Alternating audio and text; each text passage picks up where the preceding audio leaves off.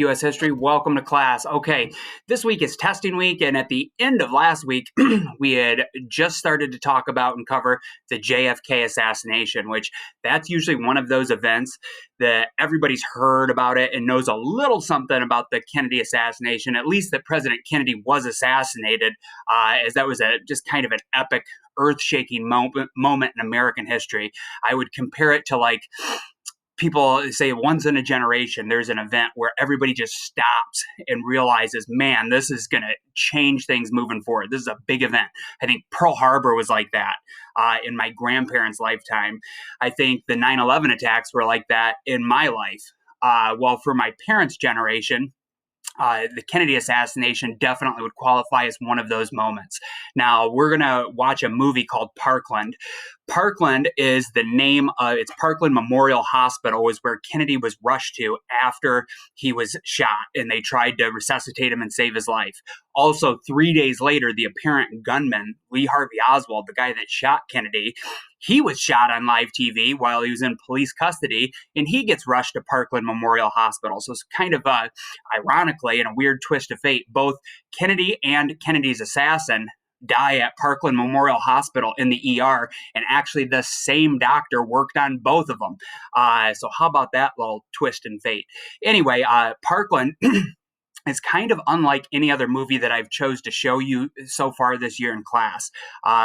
Most of the movies I select are based on historical events and tie into the curriculum. Okay, I watch a lot of movies. Some say they're based on real events, but aren't so much. The ones I choose in class typically are pretty close to the true story, like The Lost Battalion or Iron Jawed Angels or Cinderella Man. But each one of those movies takes some historical liberties and will embellish some things and switch stuff. Parkland, hands down, is the most accurate movie that I've ever used in class. It is like one tick away from almost being a docudrama. Now, there's a lot of weird things that surround the Kennedy assassination. Still, a majority of Americans believe it was a conspiracy, and more people were involved than Lee Harvey Oswald. I like the movie Parkland, though, because it doesn't concentrate on anything conspiracy theory related. Now, we are going to talk about conspiracy theories after we watch this movie, kind of later in the week. So if you're into that kind of stuff, I am going to dedicate a day, and we're going to do a kind of a talk or a lecture that goes over some of the big conspiracy theories. But Parkland, the movie, it sticks very close to the actual story. The timeline is super accurate. The actors were cast very well at the end of the movie. Like all of the main players that you're going to see in this story, Parkland, you'll see the actor at the end of the film and a photo of the real person. So they keep the names the same. The timeline is the same. Everything that you see in Parkland is kind of undisputed facts. These are the things that even the conspiracy theorists will agree that the movie Parkland is pretty accurate. And essentially in the first 10 minutes of the movie, Kennedy is going to be assassinated. That's where the movie starts. And then you're going to see all the chaos that ensues in the following, basically that day and up to about 3 days later when Oswald gets shot. And then those guys, the final scene of the movie is Oswald and Kennedy, both the days of their funerals. So it covers a very short time chunk of history, just a couple day period, and it is super, super accurate. So remember, everything you see in this movie sticks really close to what actually happened on November 22nd, 1963, and the couple days that follow. I think all of the characters are represented perfectly for this from what I've known and researched about the story. So I give it 5 out of 5 stars for accuracy.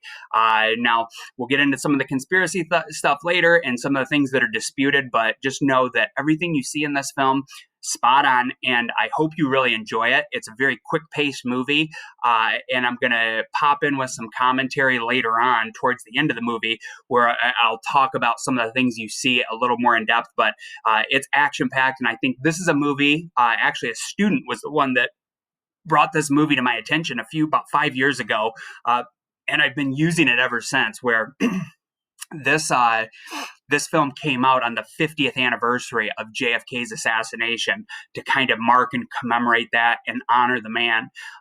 So I think it's a very powerful film. It's perfect to show in history class, and it's ideal for kind of testing week and some of the other things we have going on where I'm not dumping a ton of work at you.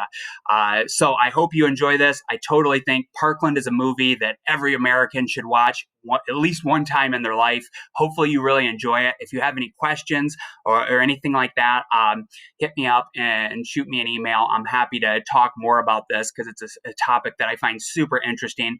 And just so you know, I want everybody to have the whole film of Parkland viewed by Wednesday night. So going into Thursday in class, you should have this film completed. And because of the testing, I'm going to post both chunks of the movie today. You can watch the whole film today. You can watch it tomorrow after testing. You can watch it on Wednesday, but just make sure that you have it all viewed before you check in on Thursday in class. And then the other lessons we have this week will kind of tie into the Kennedy assassination too in the film. And by next week, my plan is we're going to start getting into the Vietnam War. So that's kind of where we stand in class. I hope you enjoy the film. Bye.